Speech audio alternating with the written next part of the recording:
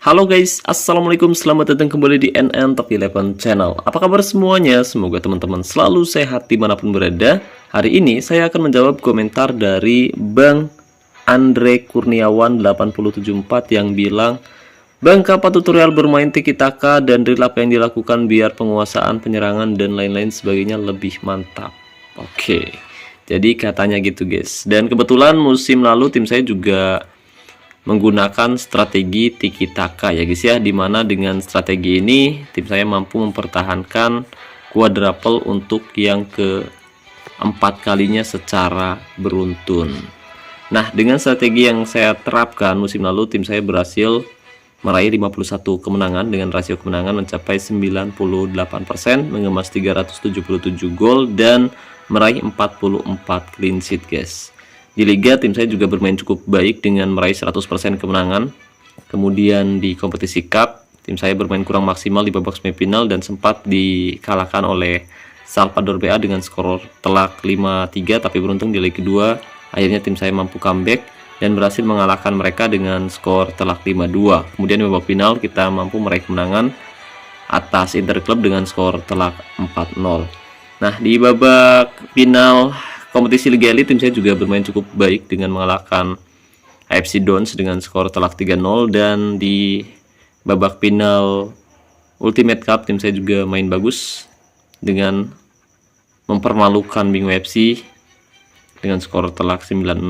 Ya, musim lalu tim saya berhasil meraih quadruple dengan strategi tiki taka ya guys ya. Sebelum itu saya mau ngasih tahu dulu nih ke teman-teman yang sedang mencari jasa top up yang harganya murah tapi amanah. Saya rekomendasiin teman-teman top up di Instagramnya Kiano Official.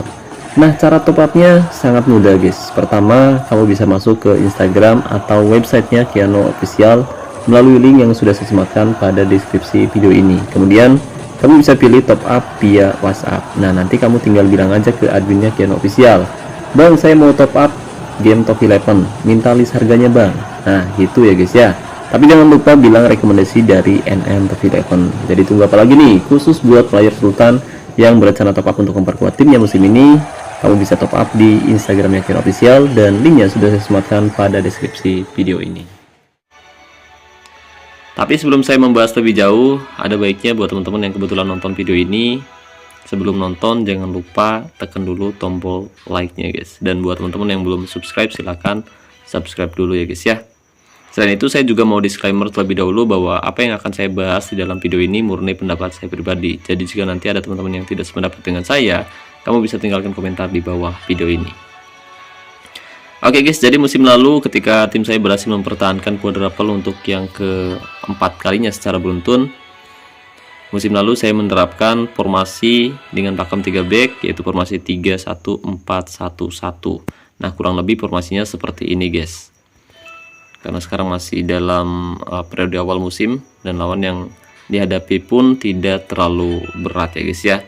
Dan agar taktik, strategi maupun formasi yang kita terapkan sesuai, jadi usahakan bukan hanya sesi latihan saja yang harus kita lakukan tiap hari, tapi kamu juga harus perhatikan skuad utama tim kamu guys. Kamu harus perhatikan pemain-pemain yang kamu miliki di line up utama, karena taktik, strategi, dan formasi yang akan kamu terapkan sangat bergantung pada pemain-pemain yang kamu tempatkan di susunan tim inti. Jadi agar taktik, strategi, dan formasi kamu bisa lebih sesuai, apalagi ketika kamu akan menerapkan strategi tiki taka, usahakan kamu memiliki pemain dengan atribut yang sesuai ya guys ya. Nah, sebagai contoh, jadi sebelum kita masuk ke sesi latihan, usahakan di tengah kamu memiliki minimal satu pemain kreatif.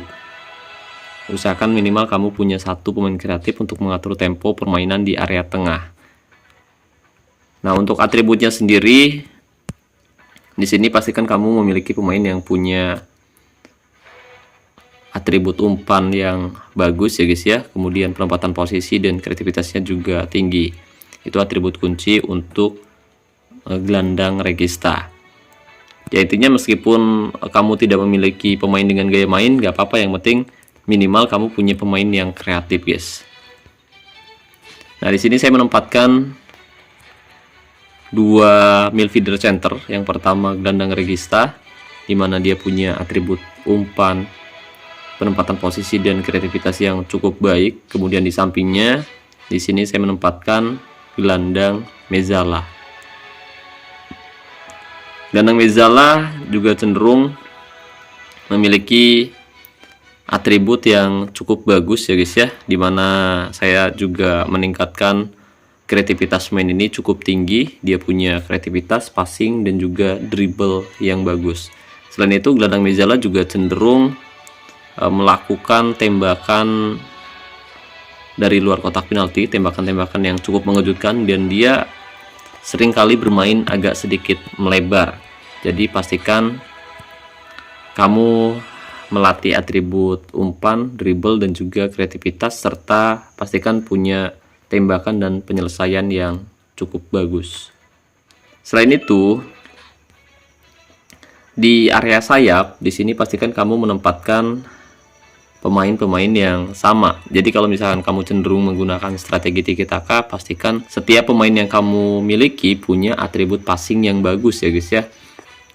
Tapi karena pemain yang saya tempatkan gaya mainnya winger, jadi waktu itu saya melatih atribut crossing, dribble, dan juga kecepatannya jauh lebih tinggi dari atribut manapun. Dan ini adalah salah satu legenda hidup yang saya miliki, di mana pemain ini sudah memberikan kontribusi yang cukup baik untuk tim saya FC Buteng selama membela tim saya guys. Nah, berbeda dengan winger, di sisi kanan di sini saya menempatkan false winger, di mana pemain ini memiliki atribut crossing dan dribble lebih tinggi dari atribut manapun, didukung oleh atribut penempatan posisi dan juga passing.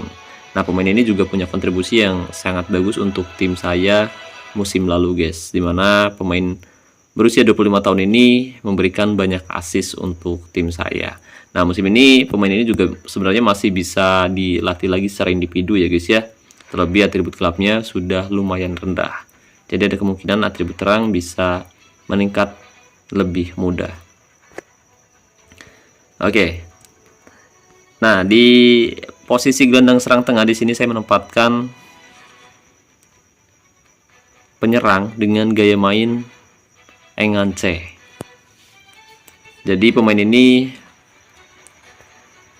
bertugas untuk mendukung striker di depan ya guys ya. Terkadang pemain ini juga menjadi penyerang kedua di belakang striker guys.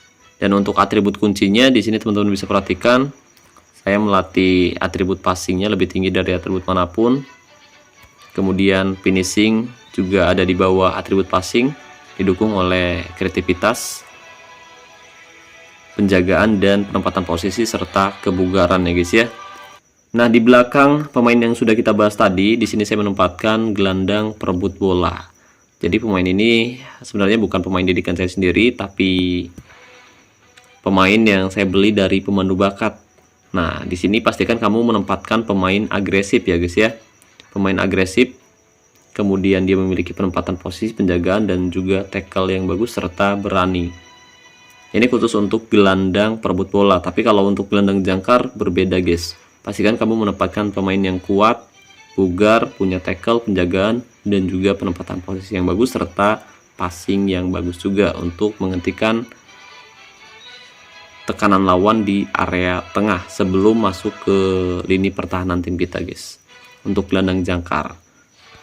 Gitu ya guys ya. Dan di posisi back bebas, di sini kamu bisa tempatin pemain dengan gaya main apapun, tapi minimal kamu harus punya satu pemain yang kuat. Minimal kamu punya back tengah dengan atribut kekuatan yang cukup baik ya guys ya. Dan di sini saya menempatkan back pengolah bola, di mana dia memiliki atribut pertahanan yang cukup bagus. Dan pemain ini bertugas untuk mengatur tempo permainan di area pertahanan dan memberikan suplai bola dari area belakang ya guys ya. Biasanya dia akan memberikan umpan-umpan jarak jauh langsung ke striker atau ke penyerang yang ada di depan guys. Nah, kunci permainan strategi tiki taka tentu ada di area tengah ya guys ya. Jadi saya ulangi lagi, pastikan kamu memiliki pemain yang kreatif, kemudian punya penempatan posisi yang bagus, dan juga passing yang bagus guys. Kemudian agar strategi tiki taka bisa lebih efektif, pastikan kamu menempatkan striker yang memiliki atribut penyelesaian dan tembakan lebih tinggi dari atribut manapun, didukung oleh penempatan posisi, sundulan, dan juga pastikan punya atribut kekuatan yang bagus. Dan dengan begitu, umpan-umpan yang akan diberikan oleh gelandang yang kamu tempatkan bisa lebih efektif, karena pemain dengan penempatan posisi yang bagus, dia bisa berada di tempat yang tepat untuk melakukan tembakan atau menerima umpan dan melakukan tembakan ke arah gawang, dan cenderung bisa menghindari jebakan offside tim lawan guys. Selain itu, karena kita menempatkan striker murni, jadi seringkali striker ditekan oleh back tengah lawan yang cenderung memiliki atribut kekuatan, penempatan posisi, dan sundulan yang bagus. Dan jika striker kita unggul di ketiga atribut tersebut, ada kemungkinan striker kita bisa menahan bola dan melewati back lawan guys. Jadi pastikan pemain tengah kamu memiliki atribut kreativitas, umpan, dan juga penempatan posisi yang bagus. Begitupun pemain sayap yang kamu tempatkan, agar hasilnya bisa jauh lebih efektif. Nah, untuk sesi latihannya sendiri, sebenarnya kita bisa melatih pemain-pemain kita menggunakan sesi latihan yang waktu itu sudah pernah saya bahas, yaitu trik latihan harian agar pemain tidak kelelahan.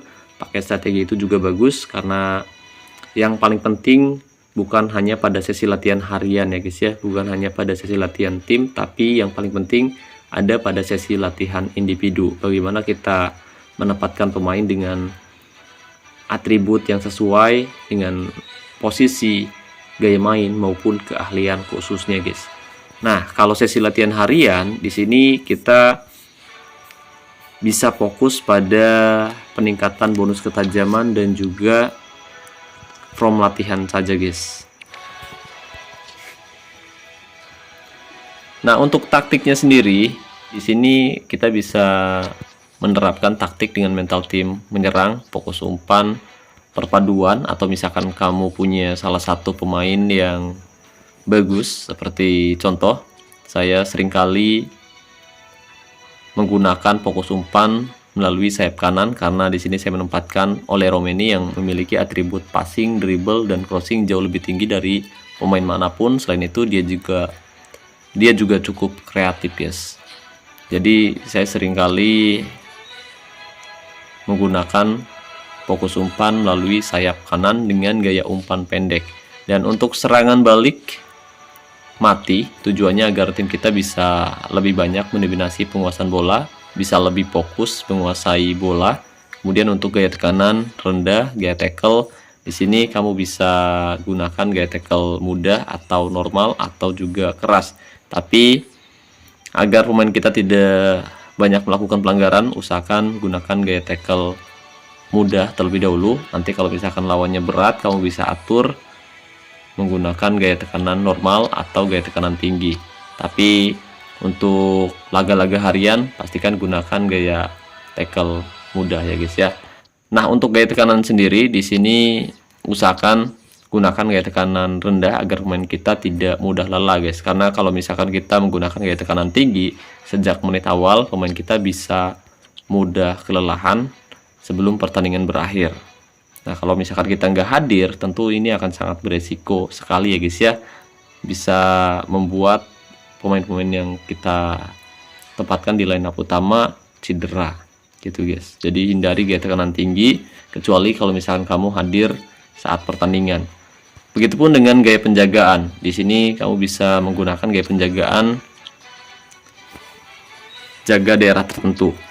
Jangan gunakan man to man, kecuali misalkan kamu memiliki pemain bertahan yang cukup solid, pemain tengah yang cukup bagus dan cukup berimbang dengan pemain tengah lawan. Misalkan pemain tengah yang kamu miliki atributnya lebih rendah dari pemain lawan, usahakan hindari gaya penjagaan man to man atau jaga satu-satu. Hindari, lebih baik gunakan gaya penjagaan jaga daerah tertentu. Nah, untuk jebakan offset dibuat nyala aja guys, atau misalkan kamu tidak mau pakai jebakan offset juga bisa, tapi kalau saya sendiri biasanya akan menggunakan jebakan offset ya guys ya. Oke, jadi itu dia taktik dan formasi yang saya terapkan guys. Dan untuk meningkatkan atribut, lebih baik melatih pemain secara individu. Jadi kita bisa lebih leluasa melatih atribut terangnya guys. Dengan begitu pemain bisa jauh lebih efektif dari pemain biasa ya guys ya. Daripada kita melatih tim setiap hari tapi atribut yang didapatkan tidak sesuai, lebih baik melatih pemain secara individu. Misalkan kamu tidak memiliki booster kondisi yang cukup, usahakan semusim kamu nabung booster kondisi dulu sebanyak-banyaknya. Nah, di musim berikutnya baru kamu mulai membangun skuad kamu sesuai dengan keinginan kamu, sesuai dengan taktik strategi yang akan kamu terapkan nanti. Oke, semoga teman-teman bisa memahami apa yang saya bahas kali ini. Jadi mungkin itu saja yang bisa saya bahas kali ini. Jika dirasa pembahasannya bermanfaat, jangan lupa teman-teman bantu like videonya. Dan saya ucapkan terima kasih banyak buat teman-teman yang sudah menonton video ini sampai selesai. Terima kasih juga untuk member si Penanta V11. Terima kasih buat partner si Penanta V11 yaitu Kion Official. Dan saya ucapkan terima kasih banyak buat teman-teman yang selalu mendukung dan mendoakan saya sejauh ini. Wassalamualaikum warahmatullahi wabarakatuh. Salam olahraga, salam Top 11 Indonesia.